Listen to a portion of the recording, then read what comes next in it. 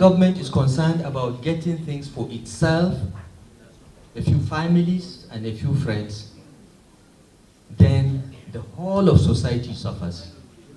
Hi everyone, welcome back once again. So El-Rufai has made a very shocking and loud statement on his visit to Imo State. This happened last week. So El-Rufai classified Tinubu's government that it only favors people from Yoruba land. You know that Tinubu government only favors those with Yoruba-sounding names. Others treated like strangers.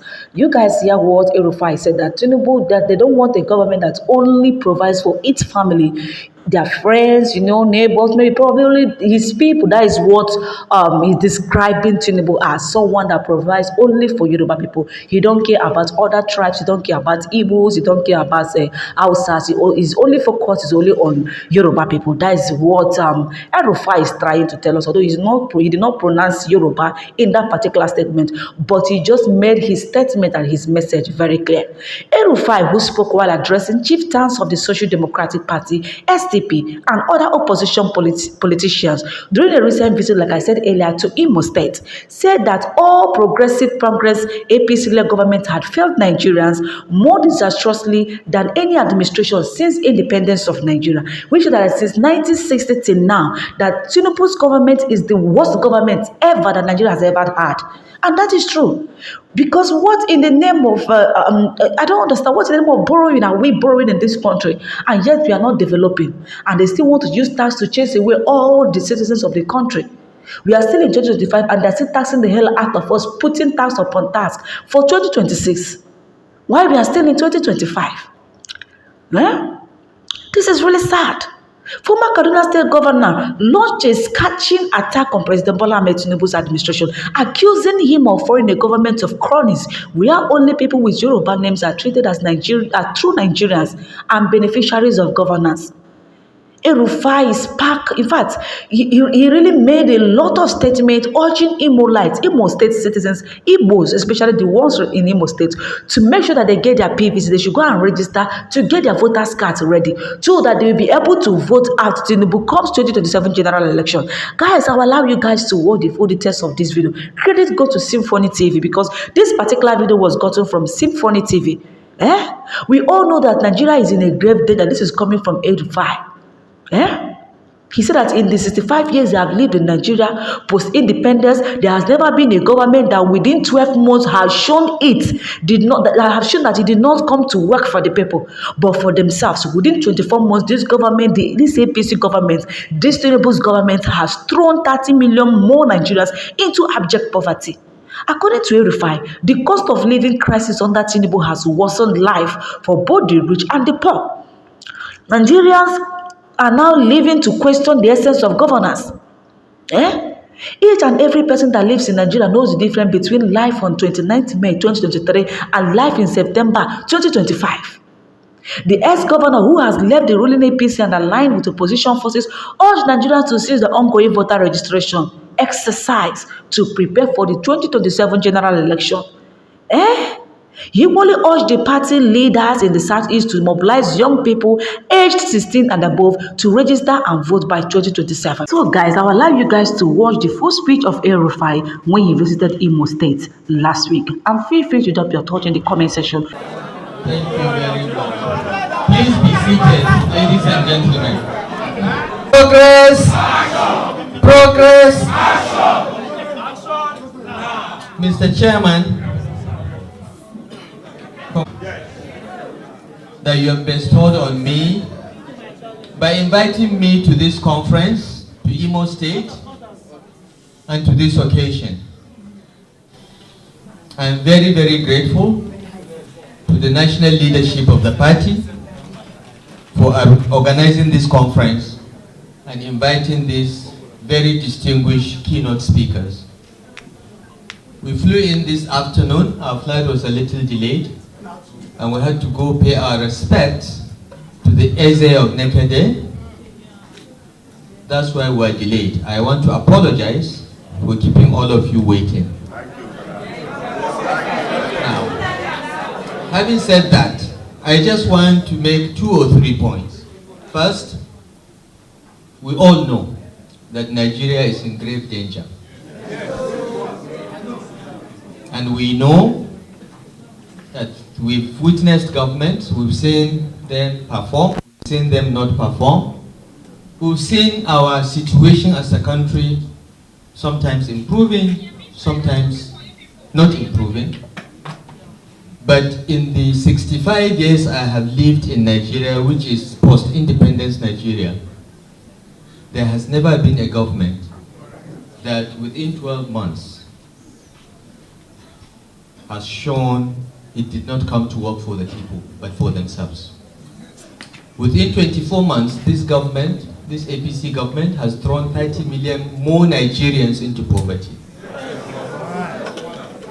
Each and every person that lives in Nigeria, whether you're rich or poor, know the difference between life on 29th May 2023 and life in September 2025. So what I'm saying, ladies and gentlemen, my colleagues in the SDP, is that Nigeria is going down and down. It has never been this bad in my 65 years of being alive in this country.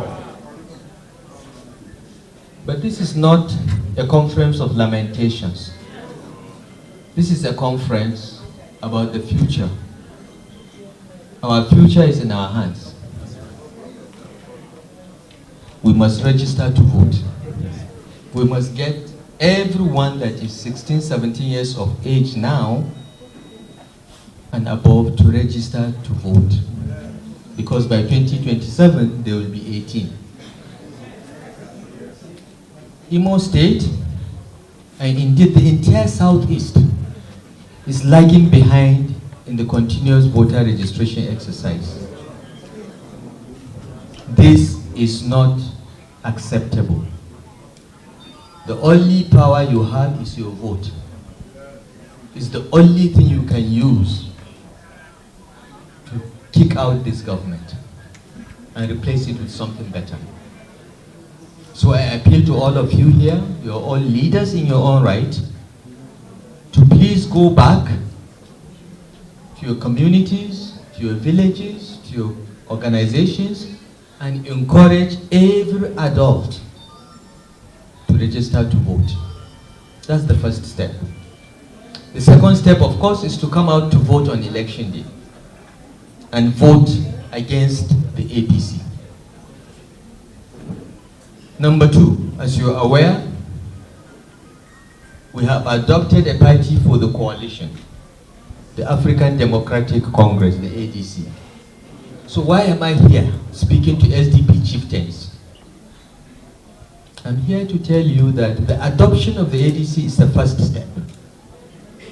There are further steps where other opposition parties like the SDP, the NNPP, even the PDP or whatever is left of it, will join this coalition. This is a coalition to save Nigeria.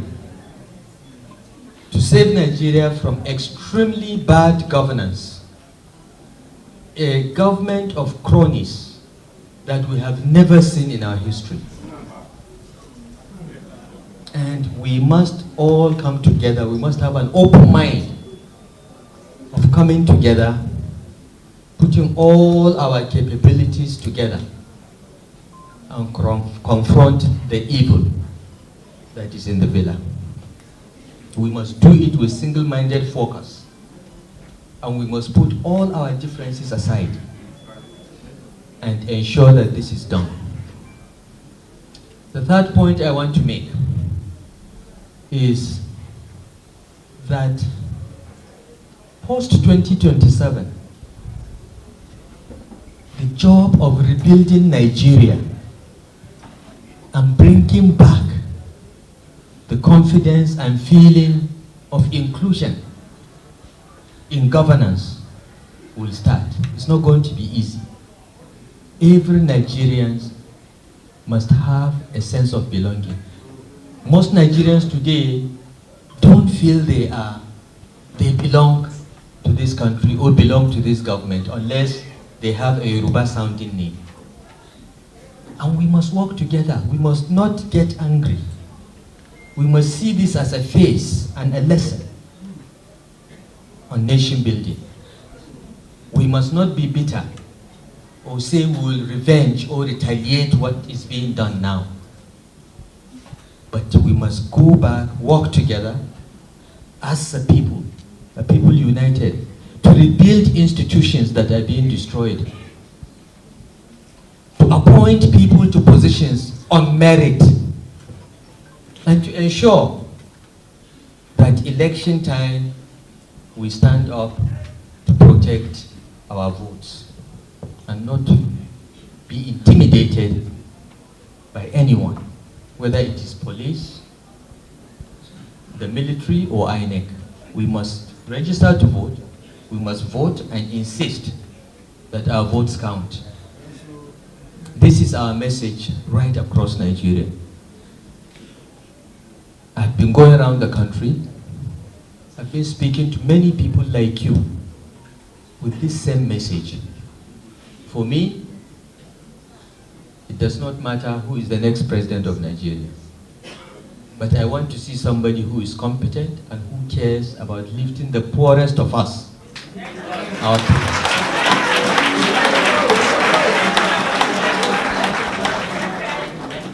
And giving opportunity for the most endowed amongst us to excel, to realize their full potentials. Government should be an enabler of those that are weak to rise, an enabler of those that are strong to be even stronger. No one needs to be shortchanged in a government that is concerned about the people. But when a government is concerned about getting things for itself, a few families and a few friends, then the whole of society suffers. And we've seen a lot of this in Nigeria. We must come together. We must unite. We must be strong and resilient and work to make our country better. It is okay to sit and blame the leaders, but we should ask ourselves in our little areas, because each and every one of us here is a leader of some sort. You may just be the leader of your family or the leader of a group of friends. You may be a follower to the governor of Imo State, but in your family, in your schools, in your circle of friends and social interactions, you are a leader too. How have you led people? Have you led with integrity? Have you led by example? Because unless you lead by example, you make those that are below you even more cynical. This government has said it is undertaking fundamental reforms. And we agree with some of the reforms. But leaders should lead by example. You can't ask us to tighten our belts while you are buying a new plane and a brand new car for yourself.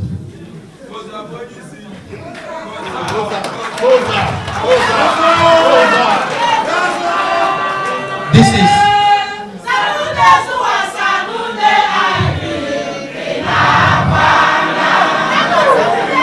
Lafiya.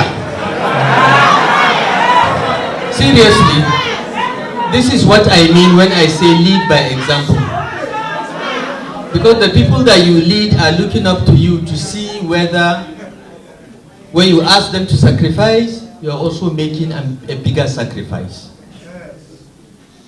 When you ask them to walk, you are running. That's why you're a leader.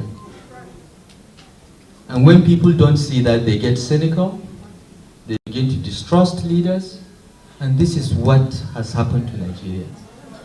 But I'm appealing to you, my friends, my colleagues, members of the SDP, that we should never, never, ever lose hope. This country is not a geographical expression. It is a creation of God. And we lost 2 million lives to keep this country the way it is. It is too late for us to go back and bring those 2 million lives. But what we can do is to make Nigeria the China of Africa, and we can do it.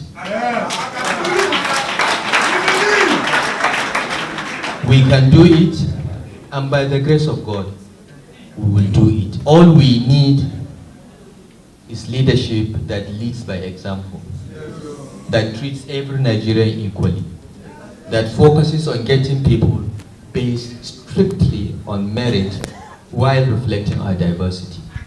It is not difficult, it can be done. By the grace of God, working together, all of us, we will achieve it. I thank you once again for inviting me to this conference and to Imo State. And I'm sorry if I've spoken too much and with too much emotion.